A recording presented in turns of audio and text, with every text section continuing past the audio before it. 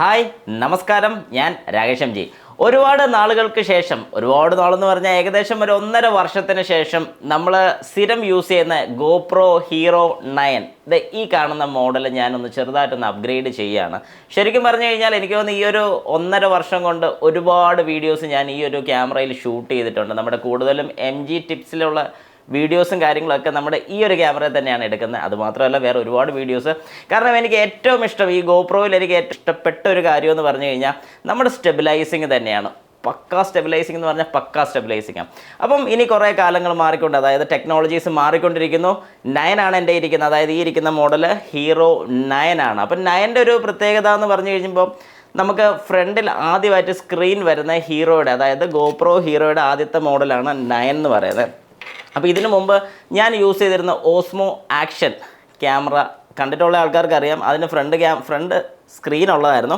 പക്ഷേ ഫ്രണ്ട് സ്ക്രീനിൻ്റെ ഏറ്റവും വലിയൊരു ഡ്രോബാക്ക് എന്ന് പറയുമ്പോഴത്തേക്കും അതിന് ശരിക്കും പറഞ്ഞു കഴിഞ്ഞാൽ 2 സ്ക്രീനും ഒരേ സമയത്ത് വർക്ക് ചെയ്യത്തില്ലായിരുന്നു. ഏതെങ്കിലും ഒരു സ്ക്രീൻ, അതായത് ഒന്നെങ്കിൽ ഫ്രണ്ട് വേണമെങ്കിൽ ഫ്രണ്ട്, ബാക്ക് വേണമെങ്കിൽ ബാക്ക്.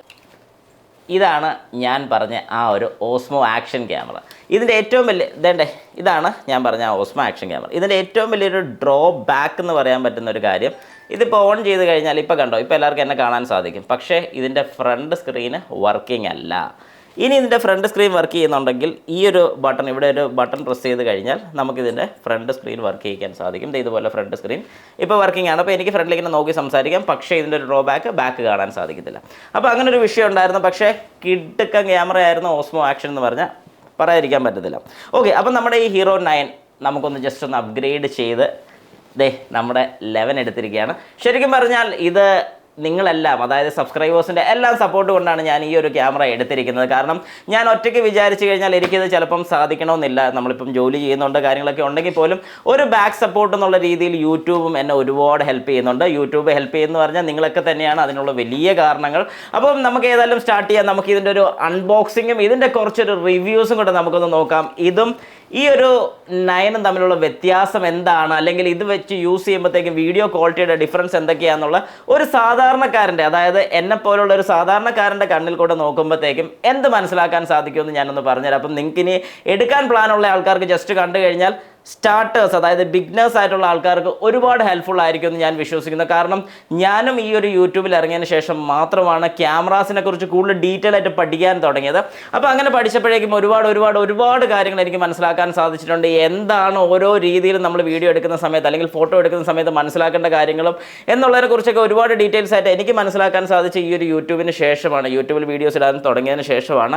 കാരണം നിങ്ങൾക്കത് മനസ്സിലാക്കണമെന്നുണ്ടെങ്കിൽ എൻ്റെ ആദ്യത്തെ വീഡിയോ ഒന്ന് ജസ്റ്റ് എടുത്ത് നോക്കിയാൽ മതി. ഇതുപോലെ ഷോക്കായിട്ടുള്ളൊരു വീഡിയോ എനിക്കറിയത്തില്ല, ഞാൻ ഒരു വീഡിയോസിലും കണ്ടിട്ടില്ലെന്ന് വേണമെങ്കിൽ പറയാൻ സാധിക്കും. ഏതായാലും നമുക്ക് സ്റ്റാർട്ട് ചെയ്യാം. എല്ലാവർക്കും welcome back to my channel MG Explore.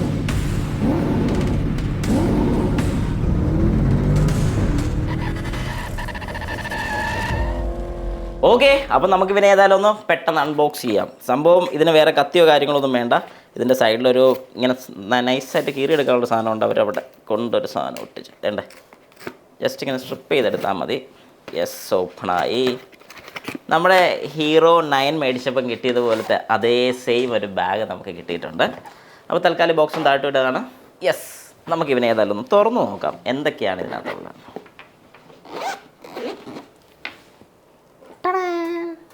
Yes, അപ്പോൾ നമുക്ക് ഏതായാലും സ്റ്റാർട്ട് ചെയ്യാം. ആദ്യത്തെ ഒരു cable, normal C type cable, ഒരു മൗണ്ട്, എല്ലാത്തിലും നോർമൽ വരുന്നതാണ് ഈ മൗണ്ട്. ഇത് ഞാൻ കൂടുതൽ ഡീറ്റെയിൽ ആയിട്ട് കാണിച്ചു പോകാത്ത വേറൊന്നും കൊണ്ടല്ല, കഴിഞ്ഞ തവണ ഞാൻ ഈ ഒരു വീഡിയോ എടുത്തപ്പോൾ ഞാൻ എല്ലാവരും കാണിച്ചിട്ടുള്ളത്. പിന്നെ ഇതിൻ്റെ മെയിൻ സംഗതിയാണ് ഇതിൻ്റെ ബാറ്ററി.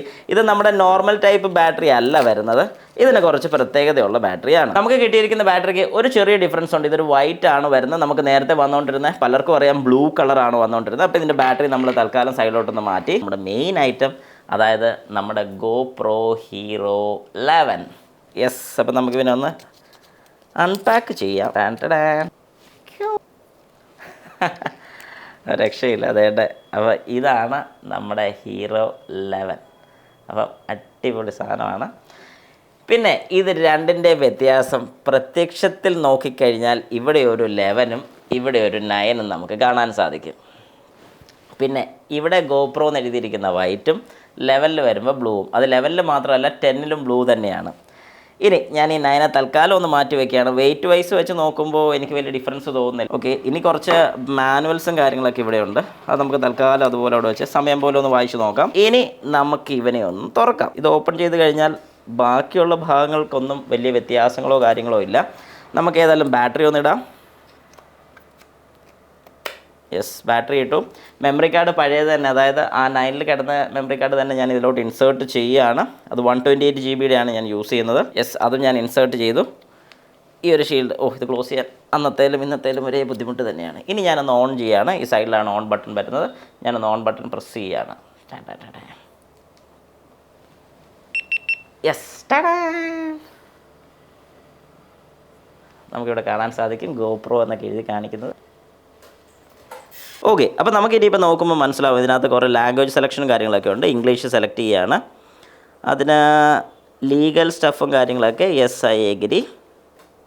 ഇനി ടേൺ ഓൺ ദ ടാഗ്, ഇതിനകത്ത് നമുക്ക് GPS ഉണ്ട്, ടേൺ ഓൺ ചെയ്തിട്ടിരിക്കുകയാണ്. ഇനി നമ്മുടെ install the GoPro app on the phone to finish. Okay, അപ്പോൾ അതുകൂടെ നമുക്കൊന്ന് ചെയ്തിട്ട് പെട്ടെന്ന് ഓൺ ചെയ്യാം. അതിൽ ആപ്ലിക്കേഷനകത്ത് കയറി കഴിഞ്ഞാൽ നമുക്ക് ഇങ്ങനെ ഒരു പേജ് വരും, കണക്റ്റ് GoPro. അപ്പോൾ കണക്റ്റ് എന്ന് കൊടുക്കുക. ഇത് കണക്റ്റ് കൊടുത്തു കഴിഞ്ഞാൽ സെർച്ചിങ് ഫോർ ദ ക്യാമറ എന്ന് പറഞ്ഞ് കാണിക്കും. അപ്പോൾ അതിനകത്ത് നമുക്ക് നേരത്തെ കാണിച്ച ഇതേ സെറ്റപ്പിൽ തന്നെയാണ് ഞാൻ നിർത്തിയേക്കുന്നത്. അപ്പോൾ ഇവിടെ ഒന്ന് വെയിറ്റ് ചെയ്യാണ്. യെസ്, കണക്റ്റ് എന്ന് കൊടുക്കുകയാണ്. Hero11 കിട്ടിയിട്ടുണ്ട്. അപ്പോൾ അത് കണക്ട് ചെയ്യുന്നു. Pair and connect. Yes, allow the access pair. Okay, കണ്ടോ, ഇപ്പോൾ ഇതിപ്പം സെറ്റായിട്ടുണ്ട്. Easy mode, swipe down and change the pro mode. നമുക്ക് ഈ ഒരു ക്യാമറയ്ക്കകത്ത് ഒരുപാട് ബെനിഫിറ്റ്സ് ഉണ്ട്. അതായത് ഞാൻ നോക്കിയെടുത്തോളം എൻ്റെ ഒരു ബെനിഫിറ്റ് എനിക്ക് മനസ്സിലായൊരു കാര്യം, അതായത് ഇത് കൂടുതൽ യൂസ് ചെയ്തിട്ടില്ല, യൂസ് ചെയ്യാൻ വേണ്ടി തുടങ്ങുന്നതേ ഉള്ളൂ. ഏതായാലും എനിക്കിതിൽ ഇഷ്ടപ്പെട്ട കുറച്ച് കാര്യങ്ങളെന്ന് പറഞ്ഞു കഴിഞ്ഞാൽ, ഈ ഒരു ക്യാമറ 9 വെച്ച് കമ്പയർ ചെയ്യുകയാണെങ്കിൽ ബോഡി സ്ട്രക്ചർ വെച്ച് സെയിം ആണ്, ഒരു മാറ്റവും ഇല്ല, എല്ലാം ആസ് ഇറ്റ് ഈസ്. പക്ഷേ ഇതുകൊണ്ടുള്ള ഗുണം എന്നാന്ന് പറഞ്ഞാൽ നമ്മുടെ മീഡിയ മോഡ് എന്ന് പറഞ്ഞൊരു യൂണിറ്റ് ഉണ്ട്. ഈ മീഡിയ മോഡ്, ഇതിൻ്റെ ഒരു വീഡിയോ ഞാൻ ചെയ്തിട്ടുണ്ട്. മീഡിയ മോഡ് എന്ന് പറഞ്ഞു കഴിഞ്ഞാൽ GoProയിലോട്ട് മൈക്ക് കണക്ട് ചെയ്യാൻ വേണ്ടി യൂസ് ചെയ്യുന്നൊരു യൂണിറ്റാണ് മീഡിയ മോഡ് എന്ന് പറയുന്നത്. മൈക്ക് മാത്രമല്ല, HDMI out, charger out, data out, ഈ കാര്യങ്ങളെല്ലാം എടുക്കാൻ സാധിക്കും. ഇതിൽ തന്നെ ഒരു മൈക്ക് ഉണ്ട്, ഒന്നെങ്കിൽ ഇതിനകത്ത് ഇൻബിൽറ്റ് ഉള്ളൊരു മൈക്ക് ഉണ്ട്, കുറച്ചുകൂടെ വോയിസ് ക്ലാരിറ്റിയും കാര്യങ്ങളൊക്കെ കൂടുതൽ കിട്ടും, സൗണ്ട് കൂടുതൽ ക്യാപ്ചർ ചെയ്യും, അങ്ങനെയൊക്കെ ഒരുപാട് അഡ്വാൻറ്റേജസ് ഉണ്ട്. ഇതല്ലാതെ ഇതിനകത്ത് നമുക്ക് അഡീഷണൽ ആയിട്ട് മൈക്ക് കൊടുക്കാൻ വേണ്ടി ഒരു ജാക്ക് ഉണ്ട്. ഞാൻ വയർലെസ് മൈക്ക് തന്നെയാണ് യൂസ് ചെയ്യുന്നത്. ഈ ഒരു ജാക്ക് ഓപ്പൺ ചെയ്ത് കഴിഞ്ഞാൽ നമുക്ക് ഇവിടെ കണക്ട് ചെയ്യാൻ വേണ്ടിയുള്ള ഓപ്ഷൻ ഉണ്ട്. പിന്നെ ഇത് ബാക്കിയെല്ലാം ഞാൻ പറഞ്ഞ പോലെ സെയിം തന്നെയാണ്, ഇവിടെ മൗണ്ട് ചെയ്യാം. ഇനി ഇത് രണ്ടും കൂടെ മൗണ്ട് ചെയ്തൊരു കമ്പാരിസൺ നോക്കാം. ആദ്യം ഇതൊന്ന് ചാർജ് ചെയ്യട്ടെ. ഇതിലിപ്പം 15% ചാർജ് കാണിക്കുന്നുള്ളൂ. ഒന്ന് ചാർജ് ചെയ്തിട്ട് ഞാൻ ഏതായാലും ഇതിൻ്റെ ഒരു ഡീറ്റെയിൽഡ് വീഡിയോ കൂടെ നമുക്കിപ്പം നോക്കാം. ഏതായാലും ഞാനിതൊന്ന് ഫുൾ ചാർജ് ചെയ്യട്ടെ. ഓക്കെ, അപ്പോൾ നമ്മൾ ഫസ്റ്റ് ചെയ്യേണ്ട ഒരു കാര്യം എന്ന് പറഞ്ഞാൽ, ഞാൻ ഈ രണ്ടും ഒന്നിച്ച് മൗണ്ട് ചെയ്തതിന് ശേഷം ഞാൻ ജസ്റ്റ് ഒന്ന് ഓണാക്കി. ഇനി നമ്മൾ ചെയ്യേണ്ട കാര്യം എന്ന് പറഞ്ഞാൽ, ഞാൻ ഉദ്ദേശിക്കുന്ന ഈ Hero9, ഇത് 9ഉം ഇത് 11ഉം ആണ്. അപ്പോൾ 9ലെ സെയിം സെറ്റിങ്സ് ഞാൻ ഇതിലോട്ടൊന്ന് മാറ്റുകയാണ്. അതായത് എങ്ങനെയാണോ ആസെറ്റീസ് ഇതിരിക്കുന്ന ആ സെറ്റിങ്സ് തന്നെ ഇതിനകത്ത് കൺട്രോൾസ്, ഇതിനകത്ത് വേറെ കുറച്ച് വ്യത്യാസമുണ്ട്. ഞാൻ നോക്കിയെടുത്തോളം ഇതിൻ്റെ ടച്ചൊക്കെ കുറച്ചുകൂടെ സ്മൂത്താണ്. നമ്മുടെ ഇതിനെ കഴിഞ്ഞും കമ്പാരിറ്റീവ്ലി ഉണ്ട്. ഇത് സ്മൂത്ത് അല്ലെന്നല്ല, പക്ഷേ നമ്മുടെ ഓസ്മോ ആക്ഷനൊക്കെ യൂസ് ചെയ്യുന്നതിൻ്റെ ഒരു ഏകദേശം ഒരു ഫീല് എനിക്ക് ഇതിനകത്ത് കിട്ടുന്ന പോലെ തോന്നിയിട്ടുണ്ട്. ഇതിനകത്ത് കൺട്രോൾസിനകത്ത് ഈസി എന്ന് പറഞ്ഞൊരു മോഡും കൂടെ വരുന്നുണ്ട്, പക്ഷേ അത് ഇതിനകത്ത് അവൈലബിൾ അല്ല. അപ്പോൾ അത് നമുക്ക് മാറ്റി പ്രോ മോഡാക്കുക. പ്രോ മോഡാക്കി കഴിയുമ്പോൾ വലിയ വ്യത്യാസമൊന്നുമില്ല, ഏകദേശം ഈ ഒരു സെറ്റപ്പ് തന്നെയാണ് വരുന്നത്. ഞാൻ നോക്കിയെടുത്തോളം എനിക്ക് വേറെ മാറ്റങ്ങളൊന്നും ഫീൽ ചെയ്യുന്നില്ല പ്രോ മോഡിലോട്ട് വന്നതിന് ശേഷം. ഇത് അങ്ങനെയാണെങ്കിൽ 9 Pro ആണെന്ന് ഞാൻ പറയത്തുള്ളൂ, കാരണം ഇവിടെ ബാക്കിയുള്ള ഫീച്ചേഴ്സ് എല്ലാം വന്നു. നമുക്ക് സ്റ്റാൻഡേർഡ് ആക്കി ഈ 5.3 ഒന്ന് മാറ്റണം. അപ്പം ഇത് ഞാനിപ്പോൾ 1080 ആണ് ഇട്ടിരിക്കുന്നത്. 1080 60 ഫ്രെയിംസ് ആണ് കിടക്കുന്നത്. അപ്പോൾ അത് സെറ്റ്. ഇത് സെറ്റാക്കി കഴിയുമ്പോൾ ലീനിയർ ലോക്ക്, ഇവിടെ ലീനിയർ ലോക്ക് തന്നെയാണ് കിടക്കുന്നത്. പക്ഷേ ഇത് കിടക്കുന്നതെന്ന് പറഞ്ഞാൽ ഹൊറൈസൺ ലോക്കാണ് വന്നിരിക്കുന്നത്. ഇതിപ്പോൾ മേലോട്ട് കയറ്റിയിട്ട് കഴിഞ്ഞാൽ നോർമൽ ലീനിയർ ഈ സെയിമാണ് വരുന്നത്. പക്ഷേ ഞാൻ ഹൊറൈസൺ ലോക്കിലോട്ടും കയറ്റിയിടുകയാണ്.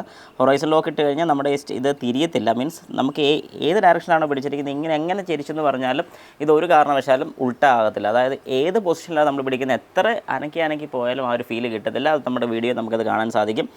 പിന്നെ ഇതിനകത്ത് ഡ്യൂറേഷൻ ലിമിറ്റ് കാര്യങ്ങളൊക്കെ ആസ് ഇറ്റ് ഈസ് സെയിം ആക്കി തന്നെ അങ്ങ് വെച്ചിരിക്കുകയാണ്. നമുക്കിതിൻ്റെ ഇതും കൂടെ ഒന്ന് എടുത്തേക്കാം. ആസ് ഇറ്റ് ഈസ് ഇതുപോലെ തന്നെ. പിന്നെ ഇതിനകത്ത് വരുന്ന ഹൈപ്പർ സ്മൂത്ത് എന്ന് പറഞ്ഞൊരു ഓപ്ഷനുണ്ട്. ഹൈപ്പർ സ്മൂത്ത് ഇതിലിപ്പോൾ ഓണാണ്. ഇതിൽ വേറൊരു ഗുണം എന്നാന്ന് പറഞ്ഞു കഴിഞ്ഞാൽ, ഇത് സാധാരണ ബൂസ്റ്റ്, ഇതിന് ബൂസ്റ്റ് വരെയാണ് അങ്ങേറ്റം മാക്സിമം വരുന്നത്. അതായത് സ്റ്റെബിലൈസിങ്ങിൻ്റെയാണ് വരുന്നത്. ഇതിപ്പോൾ നമ്മൾ മാറ്റിക്കഴിഞ്ഞാൽ നോ സ്റ്റെബിലൈസേഷൻ, ഇത് മാക്സിമം വീഡിയോ സ്റ്റെബിലൈസേഷൻ കിട്ടും. ഇത് കുറച്ചുകൂടെ മാക്സിമം സ്റ്റെബിലൈസേഷൻ വിത്ത് ടൈറ്റ് ക്രോപ്പിംഗ്. അതായത് നമ്മൾ നല്ല ഷേക്കിംഗ് വന്നാൽ പോലും ഒരു ഫീൽ പോലും നമുക്ക് ആ ഒരു ഷേക്കിംഗ് ഉണ്ടെന്ന് പോലും അറിയത്തില്ല. ഇതിന് ഒരു മോഡും കൂടെ വരുന്നുണ്ട്, അതാണ് ഓട്ടോ ബൂസ്റ്റ് എന്ന് പറഞ്ഞാൽ മാക്സിമം വീഡിയോ സ്റ്റെബിലൈസേഷൻ വിത്ത് ഡൈനാമിക് ക്രോപ്പിംഗ് ആണ് ഇതിനകത്ത് വരുന്നത്. അപ്പോൾ ഇത് ശരിക്കും പറഞ്ഞാൽ എങ്ങനെയൊക്കെ നമ്മൾ കുലിക്കുമെന്ന് പറഞ്ഞാൽ ആ ഒരു ഫീൽ നമുക്ക് കിട്ടത്തില്ല, നല്ല സ്മൂത്തായിട്ടുള്ള ഔട്ട്പുട്ടായിരിക്കും കിട്ടുന്നത്. അപ്പോൾ ഞാനിപ്പോൾ ഏതായാലും അത് ഓട്ടോ ബൂസ്റ്റിൽ തന്നെ ഇടുകയാണ്. അത് മാറ്റിക്കഴിഞ്ഞാൽ ബാക്കിയുള്ള നോ ലിമിറ്റ്. പിന്നെ ഇനി കളറിൻ്റെ ഇതിപ്പോൾ കൊടുത്തിരിക്കുന്ന സ്റ്റാൻഡേർഡാണ്, ബിറ്റ് റേറ്റ് സ്റ്റാൻഡേർഡ്. ഇതിനകത്ത് ബിറ്റ് റേറ്റ് നമുക്ക് സെറ്റ് ചെയ്യാൻ സാധിക്കും. ഡ്യൂറേഷൻ സെറ്റ്, ഷട്ടർ, ISO ഒക്കെ നമ്മൾ കൊടുത്തിരിക്കുന്നത് 100 to 1600 ആണ് മാക്സിമം. ഇതിലും ആ സെയിം റേഞ്ച് തന്നെയാണ് മാക്സിമം വരുന്നത്. 1000 അല്ല, ഇതിൽ ഓട്ടോ ISO ഇത് ശരിക്കും പറഞ്ഞാൽ ഓട്ടോ ഇട്ട് കഴിഞ്ഞാൽ നമുക്ക് രാത്രിയൊക്കെ ആണെങ്കിലും ഒരു 6000 മേളിലോട്ട് വേണമെങ്കിൽ അത് പൊക്കോളും, അങ്ങനെ ഒരു ഗുണമുണ്ട്. ഓക്കെ, അപ്പോൾ നമ്മുടെ സെറ്റിങ്സ് എല്ലാം ഏകദേശം ഏറെക്കുറെ രണ്ടും സെയിം ആക്കിയിട്ടുണ്ട്. ഇനിയിപ്പോൾ ഞാൻ ചെയ്യാൻ പോകുന്നൊരു കാര്യം എന്ന് പറഞ്ഞു കഴിഞ്ഞാൽ, ഞാൻ ഇതിനകത്ത് ആദ്യം തന്നെ നമ്മുടെ വീഡിയോ പറഞ്ഞായിരുന്നു, ഞാൻ നോർമലായിട്ട് അതായത് ഒരു 4Kയിലോ അല്ലെങ്കിൽ 5.2Kയിലോ ഒന്നുമല്ല ഞാൻ വീഡിയോ എടുക്കുന്നത്. ഞാൻ കൂടുതൽ വീഡിയോസ് ചെയ്യുന്നത്, കൂടുതൽ നല്ല മിക്ക വീഡിയോസും ചെയ്യുന്നത് ഫുൾ HD, അതായത് 1080 60 ഫ്രെയിംസിലാണ്. 1080 60 ഫ്രെയിംസിലാണ് ഞാൻ കൂടുതൽ വീഡിയോസ് ചെയ്യുന്നത്. ഇതിപ്പം ഞാൻ സെറ്റ് ചെയ്തിരിക്കുന്നത് അങ്ങനെയാണ്.